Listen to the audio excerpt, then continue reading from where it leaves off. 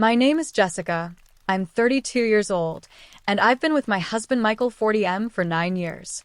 We're not married on paper yet, but after almost a decade together, it feels like marriage anyway. We've shared a home, raised a dog like it's our child, and built a life that people from the outside might even envy. But what I'm about to admit here is something I never thought I would write, let alone confess. I've started walking a dangerous path in my relationship. Michael is a good man.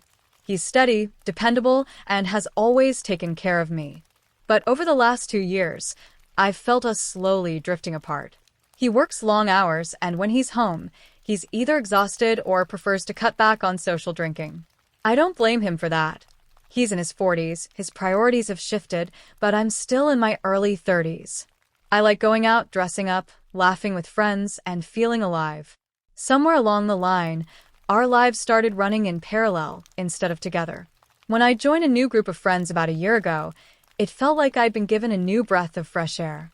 Most of them are married, older, but fun-loving. They love going to bars, karaoke nights, weekend trips, things that brought out the carefree side of me I thought I had lost. Michael encouraged me to go, even if he couldn't always join. He said he didn't want to hold me back, and at first I felt lucky. I thought I'd found the perfect balance, a stable relationship at home, and an exciting social circle outside. That's when I met Ryan 35M. He wasn't even part of the core group. He was introduced as the best friend of one of the couples. From the first moment I saw him, I felt something. He wasn't movie star handsome, but he had this charm, the kind of guy who makes you feel like you're the only person in the room when he talks to you. The first time we properly interacted was at a bar night. Michael couldn't make it because of work, so I went alone. Ryan sat next to me, and we ended up talking for almost the entire night. It wasn't inappropriate, just jokes, stories, and lighthearted banter. But I caught myself laughing harder than I had in months, leaning closer to hear him, brushing his arm by accident, and not moving away. When I got home that night, I told Michael everything. How Ryan was funny, how he made the night enjoyable. Michael just nodded, smiled, and went back to watching TV. No jealousy, no reaction. And a part of me, a part I'm ashamed of, felt disappointed. The next time it happened was at another gathering. We had all been drinking, and Ryan got a little flirty. He teased me about being the life of the party and complimented my dress. I should have brushed it off, but instead, I flirted back. Not in an obvious way, just small smiles, playful remarks, that subtle energy you can feel when two people are tuned into each other. Halfway through the night, I realized what I was doing and quickly excused myself, calling a lift to get home. I even told Michael about it, laughing it off as harmless. He didn't think much of it. He trusted me. But deep down, something had shifted. I began noticing Ryan more. His smile across the table, the way he looked at me when he thought no one was watching, how he always found an excuse to stand near me. And the truth? I liked it. I liked being seen, being desired in a way I hadn't felt from Michael in a long time. At first, it was nothing more than harmless attraction, or at least that's what I told myself. But the cracks in my relationship with Michael were already there, and Ryan just found a way to slip through them. I didn't know it then, but that was the beginning of a road I can't take back. After that night when Ryan and I flirted a little too much, I told myself I would keep things under control. I convinced myself it was harmless, that a little attention from another man didn't mean I was doing anything wrong. But the problem with temptation is that once you taste it, it lingers. The very next week, our group went out again. Michael stayed home because he had an early morning shift. I dressed up more than usual, curled my hair, and even sprayed perfume I hadn't worn in months. I didn't admit it to myself then, but I wasn't doing it for the group. I was doing it for Ryan. That night, nothing major happened. We sat near each other. We laughed. We exchanged glances that lasted a little too long. But when I got home, I found myself wishing he had said something, anything more. And then the next morning it happened. A message. It was simple. Hey, fun night last night. Glad you came out. My heart raced when I saw it. There was nothing scandalous about those words, but why did it feel different? Why did I feel like I had to hide the smile creeping onto my face? I replied, yeah, it was fun. Always nice hanging out with everyone. And that was it, at least for that day. But messages have a way of growing. What started as simple group logistics soon turned into one-on-one conversations. We talked about music, TV shows, random memes. Ryan had a way of keeping things light, making me laugh during the day when Michael was at work.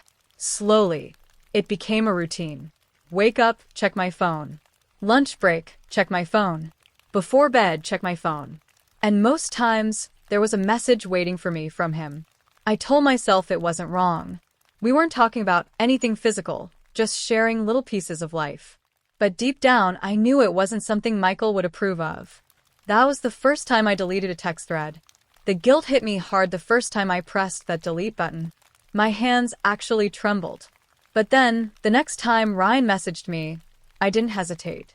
It became easier each time, like erasing evidence of a crime I hadn't committed yet. Things escalated during a weekend trip. Our group had planned a getaway, but Michael stayed behind because our dog wasn't feeling well. I went anyway. Ryan was there. From the start of the trip, it was obvious there was tension between us. Unspoken, but palpable. Every time he looked at me, my stomach twisted in knots. That night, after too many drinks, I stepped outside to get some air. Ryan followed me. We stood there in silence at first, just the two of us under the glow of the porch light.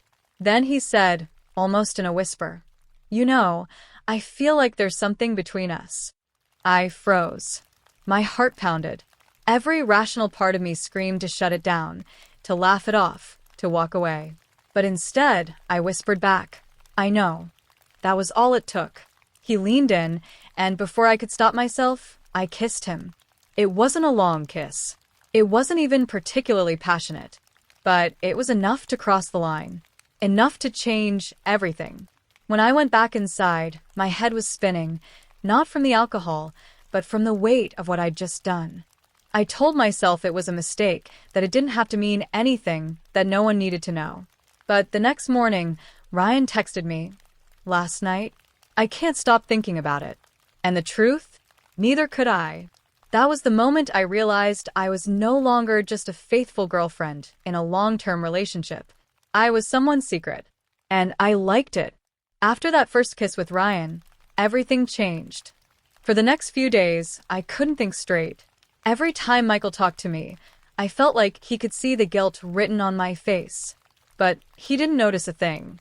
He went about his usual routine, work, gym, eating dinner quietly while watching TV. It should have been a relief that he wasn't suspicious, but instead, it made me feel invisible. Ryan, on the other hand, couldn't stop reaching out. Our messages became constant. At first it was subtle, checking in, small jokes, good mornings and good nights. But soon it became intimate. He told me he couldn't stop thinking about me, that he hadn't felt this kind of excitement in years. I found myself saying the same things back, even though deep inside I knew I was treading dangerous ground. The attention was intoxicating. With Ryan, I felt wanted, desired, alive. With Michael, I felt routine. It wasn't long before the texts weren't enough. We found excuses to meet outside the group. A quick coffee here, a walk in the park there. And then, eventually, it went further. The first time I slept with Ryan, it was after another group outing where Michael didn't come. I told him I'd be home late because of drinks with the girls. In reality, I was in Ryan's car, kissing him like a woman starved of affection, making choices I swore I'd never make. When it was over, I sat there, staring at myself in the reflection of the car window, and felt a mixture of guilt and exhilaration. I had betrayed the man who had given me 9 years of his life. And yet, a part of me craved more. The affair didn't stop there. It became our secret world. We deleted messages as quickly as we sent them.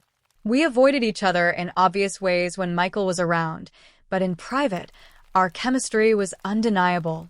But secrets have a way of bleeding into reality. Michael began noticing things. He asked me one night, "Why do you always smile at your phone lately?" I brushed it off, saying it was just the group chat. He nodded but didn't push.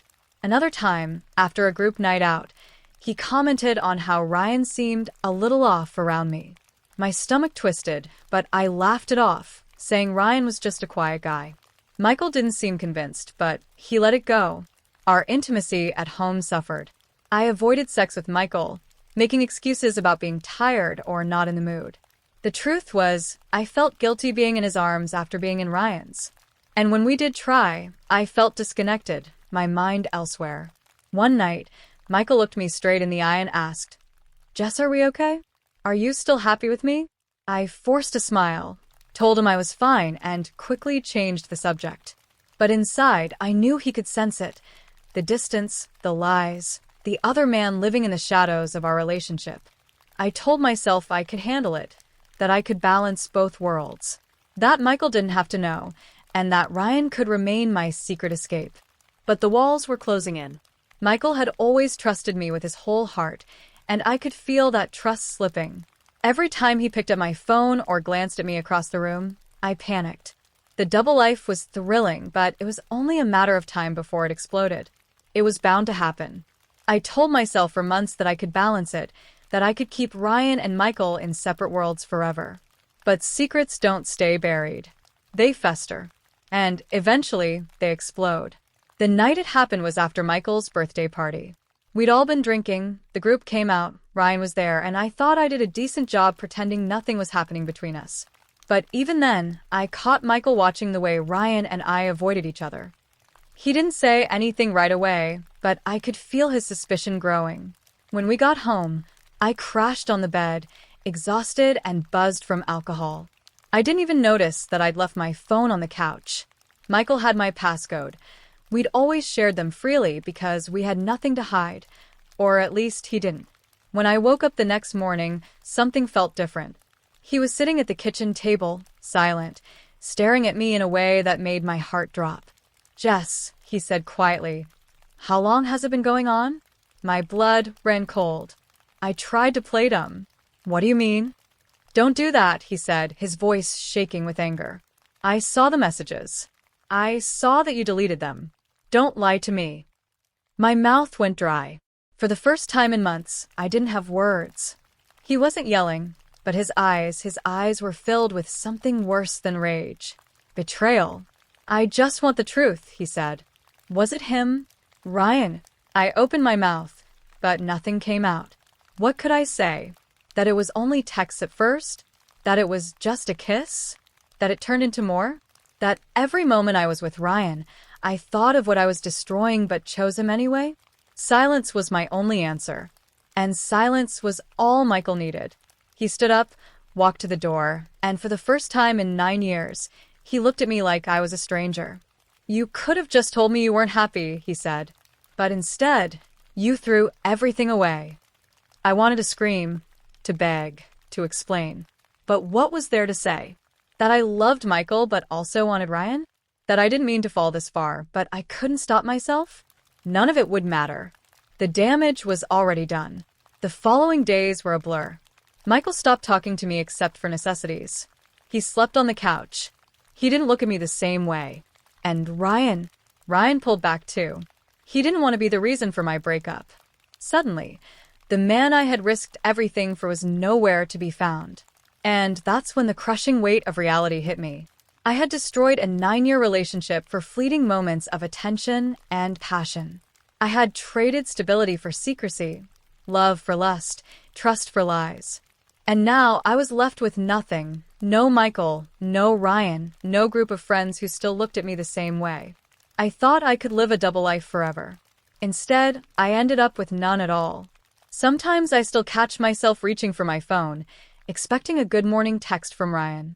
Other times, I glance at Michael on the couch and wonder if I'll ever see forgiveness in his eyes. But deep down, I know the truth. I crossed a line I can never uncross. And I've lost the one person who truly loved me because of it. And that's where Jessica's story ends. 9 years of love, trust, and stability, all destroyed in the shadows of secrecy and fleeting passion. She thought she could balance both worlds, but in the end, she lost everything. Her relationship, her trust, and even the man she risked it all for. It's a reminder that cheating never comes without consequences. Lies may cover the truth for a while, but eventually they surface, and when they do, they can shatter lives beyond repair. What do you think? Was Jessica truly in love with Ryan, or was she just chasing the thrill of being desired? And more importantly, could Michael ever forgive her after this kind of betrayal? Let me know your thoughts in the comments below. If you enjoyed this story, don't forget to like, subscribe, and hit the bell icon so you don't miss more stories like this. Until next time, thanks for listening.